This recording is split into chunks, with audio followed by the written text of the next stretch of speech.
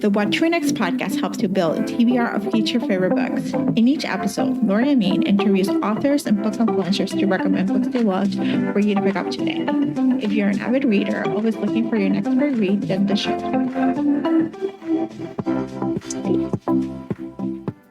Hi, Jen. Welcome to What to Next podcast. Hi, thank you so much for having me. So happy to have you here. Tell us a little bit about yourself. My name is Jen Comfort, and I write rom-coms about really hot nerds with cool jobs. Mm-hmm. And I am originally from Portland, Oregon, where I now live still with my dog and cat, and then also foster cats, and also many backyard animals. All right, so I'm curious about the fostering cats. Like, how did you get started? Because I'm actually curious for myself. So this is like a personal question that I'm like, tell me all the secrets, Well, first you have to, love and enjoy pain, the pain of falling in love with the creature and then he's having to say goodbye to it all the time. Yeah. So that's the first prerequisite. Okay. I don't know why I did this to myself because I actually started fostering dogs over the summer. Yeah. And I didn't have any free time, but I just thought someone had posted on Nextdoor about the foster agency that they work through. And it's a nonprofit called Peace for Pups here in Portland. And I think most cities have several foster dog nonprofits.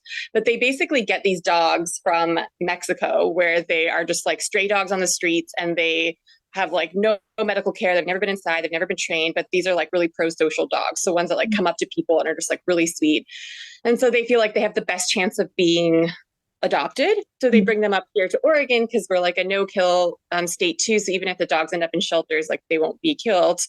And then the fosters like me take them in and train them and potty train them because most of them are not potty trained, and basically get them to be a good dog that's ready for adoption so that when, your average person comes and adopts them, they aren't getting this completely untrained animal and there's less of a chance of getting returned. But so I started doing dogs, and then I had been okay, I need a break from this because my heart has been broken too many times. And then someone had seen a cat on Facebook that needed to be fostered. It was abandoned by its owners in a parking lot when they moved away.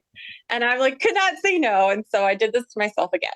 So that is a very long-winded way of saying, please sign up to do this because dogs and cats need the love and a place to go. Yeah, I probably would do cats. I think I grew up with dogs, but I became a cat person. The way I ended up becoming a cat person was I was in grad school and I was stressed out, and I was and then one girl in grad school found a stray kitten in the middle of the highway in BW Parkway. And so she took her in, but she couldn't keep her. So she posted on the group listserv, she's I have this kitten and just needs a home. We're just not figuring it out. And so she went to I was oh, I'm interested because Kat said someone. I was I'm interested, but somebody else picked her up first. And I was okay, well, if it's meant to be, it's meant to be. So the person, she was she's too active for me. And I was okay. So I went the next down the list. She was named by somebody else. And I was okay, she got the name. So I'm just gonna take care of her. And I took care of her for 3 years. And then I had a really busy job and I was never home. And she started needing more attention. So I ended up taking her to my parents. And so she became my parents' cat, although they consider her their grandchild, because I didn't have children. So she lived with us for 16 years and she was the best cat ever. And so we became a cat family thanks to her. So I will say cats are much harder to foster than dogs. I find, not because of they're very easy to care for. It's just that they bond to you so much more. Dogs love everyone, right? These foster dogs that I had, everyone loved them. They loved everyone. But this cat was clinging to me. He's you're my only person. And I'm this is breaking my heart. Yeah, I think I may just keep, I may be one of those foster fails who may just keep them afterwards. I mean, I'll just adopt you, we'll start a trust trial. But I remember going to my therapist at a time and I remember being the first night, she just woke me up and she was pay attention to me. And I remember being this is too much work. My therapist was no, this is good for you. This is good, learning skill for you. Give someone else love and give someone attention. And so I think it might be fun. I think I might do this, sometime in the near future. you know. Those are like the gateway words. The next thing you know, you have 20 cats. That's Yeah. what's going to happen to me is everyone's like, you're going to foster Bella's cat. I'm like, no, I can't. Cause then I can't take in more fosters. But somehow you just keep finding a way to get more. It is all good. I'm fine with just being the Spencer lady with the cat lady. I'm fine with that. So I'm ready to accept this fate. yeah, it is not a bad life to live. So awesome. So let's chat about your writing. So when did you start writing? Like what led you to start writing books? Well, I've always been a very indoor child. So instead of doing sports, I volunteered at the library as a child. So super cool. Lots of friends that were fictional. And, just being around books so much, I've always been really into reading. And of course, when you spend so much time in like the great church of bookdom, aka libraries, you always dream of becoming this glamorous author who spends their days just coming up with amazing, wonderful words like all of your favorite authors. And it always sounds and looks really cool, like in movies and your imagination. You're like, this author just gets to wake up whenever they want, make themselves a nice cup of tea, and then casually stroll over to their desk and watch the birds as they bust out like a best-selling novel in like a few days. Yeah. That's how I imagined my future would be. And so to say reality was a very rude awakening when I learned I had to like get a real job and go to college for something practical. Yeah. So I ended up going into Well, I started off as an astrophysics major, which is a whole other story of things that were impractical.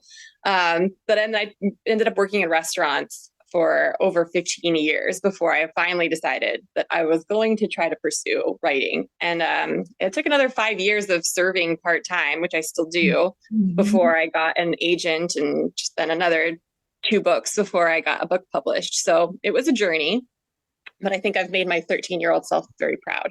I think so too. And I think it's like, I think we have an idea when we're children of like, our life is going to be so glamorous when we're adults. And then when reality is like, oh no, adulting is like a whole different level of like, it really stuff. is. I'm like, why do I have to pay all these? Like, can't someone else do this for me? Like, this isn't going to be my job.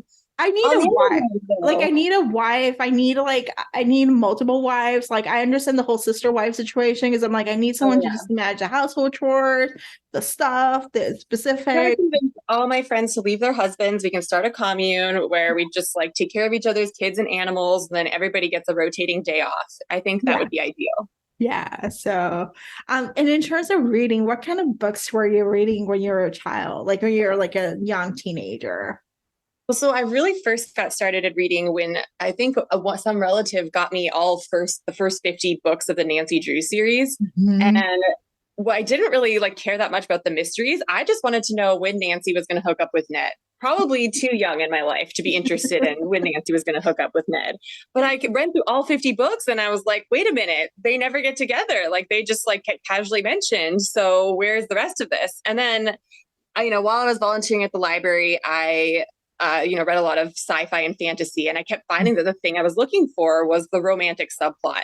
And then eventually I found the romance section and realized that I didn't have to sit through all this boring plot. I could actually just skip right to the good stuff. I could skip right to Nancy and Ned getting it on for 350 pages. So once I went there, I didn't really ever look back, although I do still really enjoy sci-fi and fantasy, but I tend to enjoy it when it's like a little bit more risque or like comedy, like, yeah. Yeah, I love it. I think it's like it tells us something like our books in a childhood, which tells us what kind of reader we'll be. Like in some ways, like if you found Nancy Drew and like what you're looking for, like you may be a mystery thriller, reader, or if you're looking for the love story, I'm like finding like there's a whole genre that has like happily ever afters, and there's like a whole genre that just deals with that relationship as a primary thing, it tells us. Yeah, I think there's something really reassuring about the happily ever after, especially as you do become an adult and you realize that life is so full of like surprises that are usually unpleasant. And I developed a lot of anxiety as I got older. And like I think it's very soothing for my anxiety to just know that no matter what the author puts you through, there's going to be a happy ending, because we don't always have that guarantee in real life. Yeah, I agree. So let's chat about the Midnight Duet. What kind of angst do you put us through? Tell us the elevator pitch. So Midnight Duet is my modern rom-com, gender-flipped retelling of Phantom of the Opera. So I, was a very gothy, young child, and that was probably the first and the only musical that I ever saw, and I was so into it. It was like Beauty and the Beast vibes, like band, like I love a good anti-hero, or morally gray, hero. And I just thought like the music was so extra, and I love good glam rock. So this was kind of my homage to Andrew Lloyd Webber's Phantom of the Opera, as well as the 2004 masterpiece with Gerard Butler and Emmy Rossum. So this book is like, it's just vibes and sex scenes and like comedy all strung together by a thinly recreated Phantom of the Opera plot. Highly recommend it. I love this. I love this. This is like perfect for Broadway. Like Broadway's like, lovers who just like, let's just imagine a romance novel based on your favorite Broadway play musical. Yeah. So yeah, it's quite the undertaking because like it's a very high concept like pitch, right? Like it sounds really catchy, and then you have to sit down and write it and be like, how am I going to translate this to the page? Especially like in our modern times, right? Because you can get away with a lot when you're ostensibly in a Paris opera house in the 1870s or whatever, but now it's like modern world, where are you going to set this thing? So I put it in Vegas, of course, because that was the only place that was extra enough to really fit the bill. Yes. And so what was the research process look like for setting a book in Vegas? Because I'm assuming this was during pandemic time, so probably there was not a lot of traveling that happened, Yeah. I mean, I've been to Vegas before. I actually had a bad time because I was led to believe that when you go to Vegas, it's just like all partying and like money and stuff. But like I've learned that you will just go broke really fast in Vegas. Like everything's so expensive. You can't even afford to gamble because you're paying like $15 for a watered down drink and then being like, I don't know if I can afford the $30 buffet in the morning. So I wasn't a huge fan of Vegas. And like the shows are so expensive too, but I had been to Vegas and I wanted to set this in like the fictional town of Paris outside of Vegas. So it was sort of like, I got to make up what the Paris hotel would be like if it was just a whole town. Ooh, I like this. I like this idea of like setting up Paris, which is part of the original part, but at the same time, put it in a city like Vegas where, it's a make-believe city, like Sin City. So yeah, everything about this book is very tongue-in-cheek. Like it's self-aware. It knows that it's ridiculous and it knows that it's over the top. So it's sort of inviting the reader to be like, all right, get it. We're in Paris, but it's not really Paris. We're making fun of the fact that like this is, a fake town. So it's I think it's not for everyone, but it will definitely appeal to the sort of reader that is, willing to just hang up your believability and go along for the ride. Yeah. Awesome. And so the book is available on Kindle Unlimited, read and listen. So if you want to listen, if you're an audiobook listener, because a lot of podcast listeners may be audiobook listeners, they can listen for free. So which is and I do want to say the audiobook actors did an amazing job because the main hero is German and so is his band. And so I was really worried about them doing like German accents, and they did a fantastic job. Like it is hilarious and great acting. That's amazing. Oh, so excited. So let's chat to some book recommendations. Do you have any books to recommend our listeners to pick up? Oh, so many. So I had to narrow it down for this podcast, but I get the pleasure of getting to read a lot of books early before, because, one of the benefits of being an author is you get to befriend your favorite authors and basically beg them to send you your books before they're out. So one of my favorite books from this past year is my fellow debut author, Ava Wilder's How to Fake It in Hollywood, which is fantastic. It's a little bit angsty. It's like one of those, got a little bit of an age gap romance, but it's basically about like kind of like a washed up Hollywood hero having a fake relationship scenario with like a slightly younger, like, ingenue star. And I loved it because there's definitely some angst to it, but like the heroine doesn't put up with any BS. She's like very capable and assured. And I really do love like a strong, complex, like set of main characters. So I loved that one. But then her sequel, which I think everyone should put on their Goodreads bookshelf to read, is Will They or Won't They, which is coming out later this year. And that is basically a second chance, hate to love scenario. And I am just obsessed with this book. I will not shut up about it. I'm very excited for this book. I actually it's an anticipated release for me. Yeah, I love How to Fake It in Hollywood. Tell us where you can find you online. My website, jencomfort.com. And then for the most part, I am on Instagram all the time at jen.comfort.author. And I'm still on Twitter just a little bit. but mostly on my Instagram and website. That sounds good. Thank you, Jen, for being on the show. Absolutely. Thank you so much for having me. If you enjoyed this podcast, feel free to share with friends, subscribe, rate, and review the show. This is the easiest way to support the podcast.